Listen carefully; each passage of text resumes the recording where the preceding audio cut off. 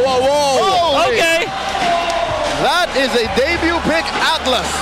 Okay. The first, I'd say the first in years in MPL. The first in years, at least like 2 seasons. At least 2 seasons. That's the Dyroth. The newly buffed Dyroth. Wow, TNC is packing some punches today. I just don't know if it's gonna work. You know, it's still unknown, but hey, it's nice to see them back, right? Dyroth against against your Uranus, your Alice, your Thams, You know your what? Terizla. That is the counter. That was the counter before, and I'm sure that it will be. Has great synergy with an assassin jungler as well, or in this case, a damage dealing jungler. Still, Aurora has a lot of outs here. Maybe a Purify hero. Get a Purify hero. A carry, for example. Carry's still good. Carry's still good. Any Purify gold laner. That is what Aurora needs right now. Man, that is quite a surprise. Obviously, carry is going to be the choice here for Aurora, but Fighter jungler in the form of Leomord, and then the Claude. So, this means that Lightoon Edward will not be safe. However, Aurora, I kind of like how they closed out this draft, honestly, with the Suyu that they eventually picked up and then the carry. This means that they have a very standard book kind of draft against TNC. again, that's pretty much usual when we're talking about fundamentals coming in from Aurora. So for TNC, again, this is a brand new change that we are talking about. Edward might have his hands full once the team fights actually happen, because that is some bits of damage coming in from Three-Mar, Zaida, and even Benny Cutie in the later portions. Gentlemen, effortless forcing out of the flicker from you. All Chakno did was perfect match. What you gonna do? What you gonna do? What you gonna do? That's why I don't like this Eve. I think it's more of a liability than it is an asset for Aurora. You mean like in Saudi in 2024? Oh!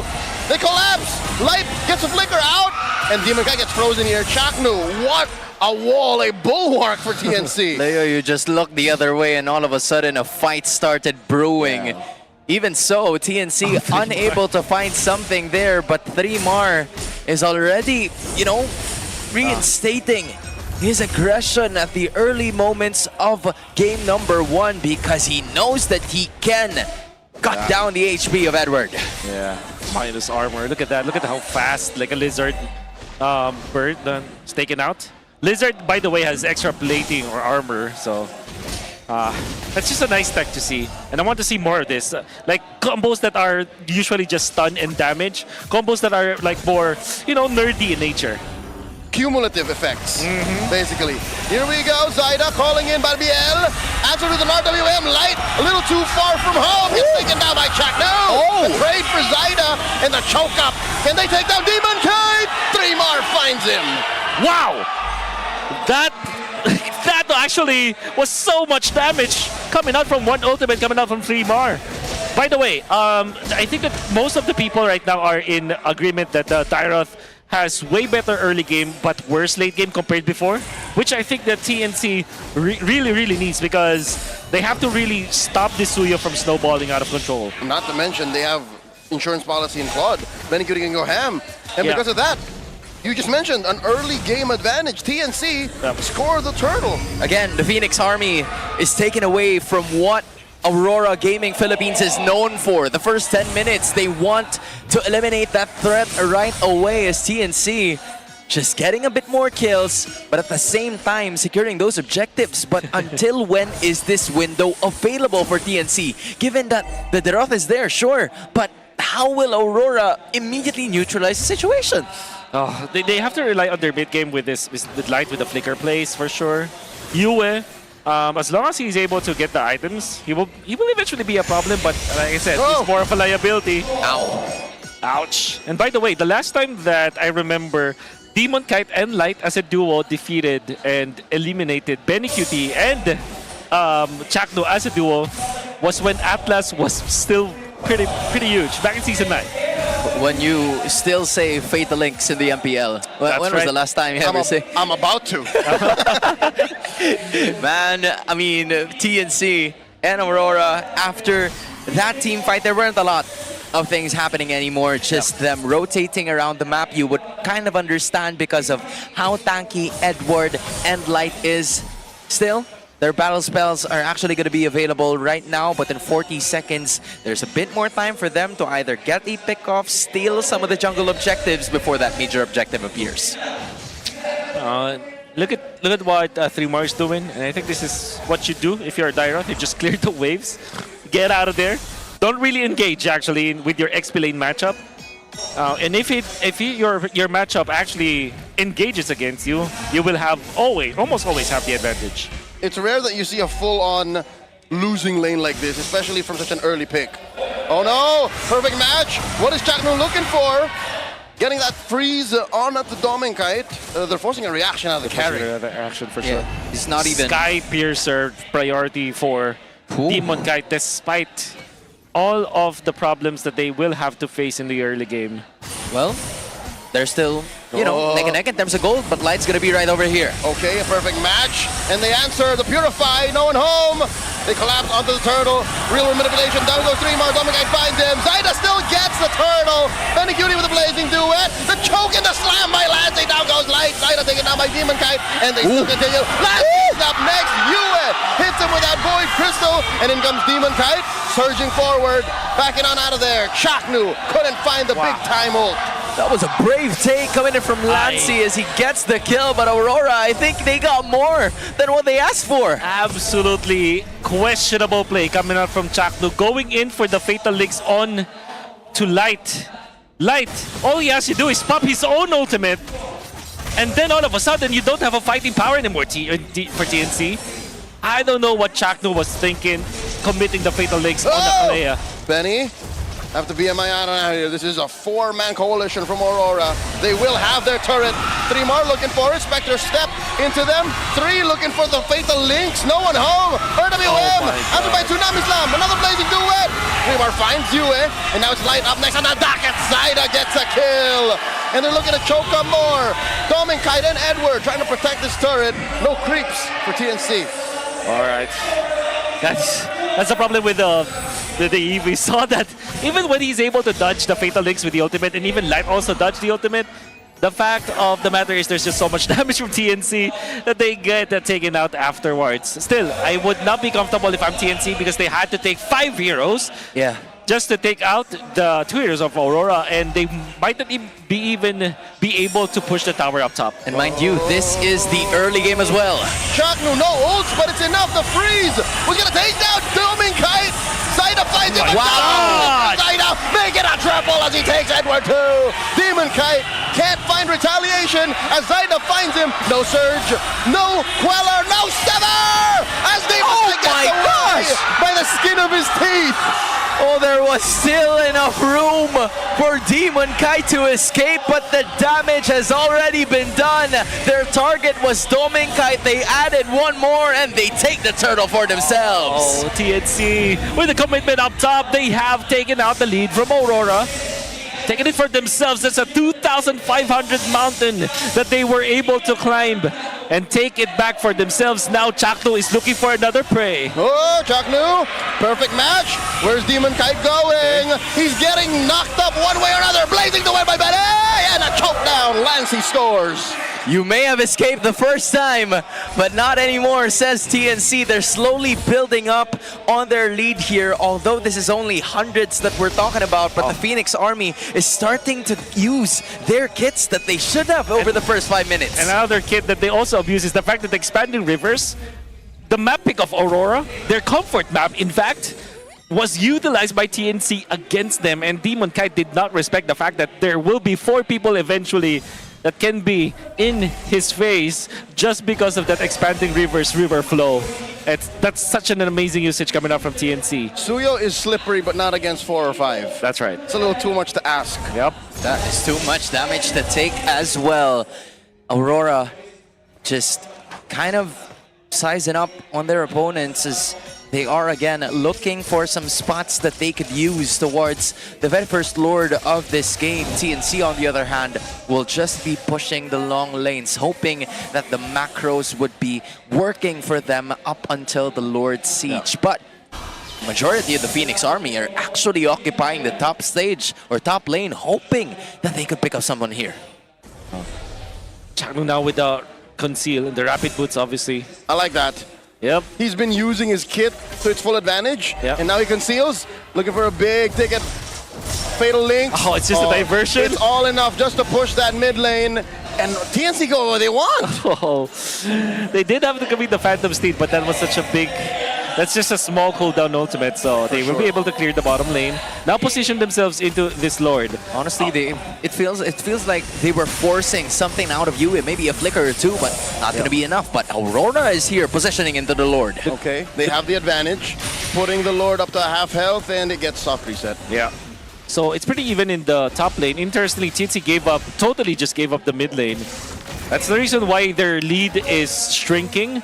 Aurora is winning this battle arbitration bit by bit. Yeah. TNC is hard and loose with their map control. Yep. That map Oh! has control right away. It's a damage slam on the one. It's Chakno. He flickers back. RWM, no one home. Ow. Lancy able to survive. Whoa. He is the Crimson Pagan. There you go. And there's the Abyss of Strike plus the Blazing Duet coming in. Light falls, and they're not done. Legs. Another one. Blazing Duet finally coming in from Pele. Forcing you to flicker back. 2 for 2 actually. And TNC actually keep the retribution. TNC are always on at the edge of the knife. Lancy jumping into the backlines, not punished by Aurora. And Zyda secures. Wow. That is the Phantom Steed just to make sure. That was a close call. I think Oh Dom and my Kite had God. a hero play in him. What a tough series of events. I think that there is a chess match that's happening between our two roamers, especially because what I'm seeing from Light is that he will eventually initiate, and he initiated on Chakno. Chakno was thankful for that one. Lancy forcing another team fight. He actually forced Demon Kite to dash out, so Chakno eventually managed to go for the Fatal Links that caught 2 members of Aurora. And of course, 3mar being there, jumping in with the flicker, going in for the ultimate that lands onto 2 members of Aurora that eventually took out the armors, allowing for Benny as well as Zyda to melt down the members of Aurora. The hell is that right? Did I see that right? Chakno played 23 games of Atlas so far? Yeah, dude, this is a familiar friend. His whole life, right? That he had to call up Career. on. I mean, pro life. Yeah. So, with that being said, TNC now building up an actual sizable gold lead here with a total of 1.4k. They're also eliminating some of the holy defenses coming in from the inhibitors. If I'm right, he played as much... Oh my god! They find Zyda, but Zyda has stacks on that Brute Force breastplate, and he survives. There wasn't enough damage between the 3 there. You were saying? I am actually surprised that Demon Kite did not have enough damage for that one. That's interesting. But yeah, so Chakno played as much Atlas as Ryzen played Fanny. About. So So that's a hero that we didn't not expect to associate with the Mamba. you know, But hey, out there. it is, and will always be there for the Mamba whenever he calls onto that hero. Now it's 1.6, the gold number coming out from TNC Pro Team. Do you guys have any memorable Atlas Chakno plays? Because I remember one. Season 6, Hate was 0-6 as the Lancelot. They did not have any more turrets in the bottom lane, and they came back against NXP in the biggest, trash talk rivalries of all time in MPL history. So Execration versus Next Play. that's right, Season 6. That's a memorable one. Good memories. Pandemic. Yeah, because he went for the Flicker ultimate, which of course is very back then was surprising. But now we haven't really seen any. He's been very, how do I say, pragmatic about his Fatal I agree. Links. I If love the anything, word. he's been playing it like Marcel plays. Like you're just perfect matching between dudes hoping for a freeze. Yeah, I think Yeah. it's because of a bunch of heroes in the current game that we have right now that has a lot of ways to escape. You're talking about a Suyu, a carry with a Purify as well. Even Edward is holding on to that same battle spell. So for Chakno, he's waiting for the right time to strike, but will it even arrive? Because Aurora is not even clicking onto that battle spell. But it will all change depending on how 2 of our roamers will initiate. Obviously, we have seen a lot of success for TNC. But if Light finds his opening, maybe that is the way for Aurora to eventually... Oh, Light sends Dom and Kite into this brush right in front of the purple buff. Doming. Chakno does not Doming. know. That's Nor a does carry. 3mar. That's Dom and Kite. This is going to be a massive amount of shred. You're not dreaming. Dom and Kite just still waiting, looking for a big ticket ult. There's the Phantom Steed. In he comes up again. Oh, Benny! Down goes Yue. Lassie gets him and Edward falls. 3 more. Benny Cutie placing to the side. Light falls and now Dominkai follows through, but Dominkai finally finds Zaida. But it's already too late. They've lost 4. Aurora have Demon Kite left. Sandwich play by Aurora. Cut down with a PB&J from TNC. They're looking for the end. Oh, they're already on the inhibitor. There's nothing a lone Suyo could do. Could TNC steal this game from underneath TNC's attacks? And now, I think Demon Kite does clear the waves, and he's fine. They have to go for the next Lord. They still have a chance to take this game with a W. Aurora escapes that. They get a breather. Demon Kite sacrificing himself for the sins of the other members of Aurora. I understand you have to do a mix-up. We did say during the Keys to Victory that Aurora needs to mix up their approach, but not like that. Dominkite as the carry. That's an ambitious play with Light up against Benny Cutie that had the Purify and can go for the BMI. Whoa, Chuck, no. I think that was a wrong call for Aurora because if they do nail it, we saw that Benny Cutie will just flick with Let's Purify and then BMI into the other side. And all of a sudden, that Dominkite carry is in the middle of all of the members of TNC. And because of that ambitiousness, they are now knocking on the base. Oh no, top lane is gonna break. Bottom lane has a massive chubby wave on it. And there's a Lord inside Aurora's abode. TNC are taking their time here, slowly but surely. Ults on lock. RWM by Yue. Wave still up top. The choke down onto Edward. Pops that consecration. He's doing fine. I think Aurora will live to see another day as they clear out the waves. Lord is taken care of. Again, great balance. Juggling that total damage from Aurora. Although I feel like for TNC, they got more of that trade or of that siege because all inhibitors are finally out here 16-7 in terms of the kill score. So again, this is the Aurora that we are talking about. They are currently backed into a corner. History says that in Season 17 they cannot find their way out of this, but is there a window for them to do that even if all the inhibitors are down? No more than 20 minutes ago we said if Aurora's down, there's barely any comeback.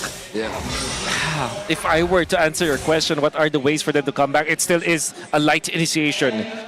But Dominkite, I really don't feel like a sandwich play will be in favor of Aurora. If anything, not like that. Not like that for sure.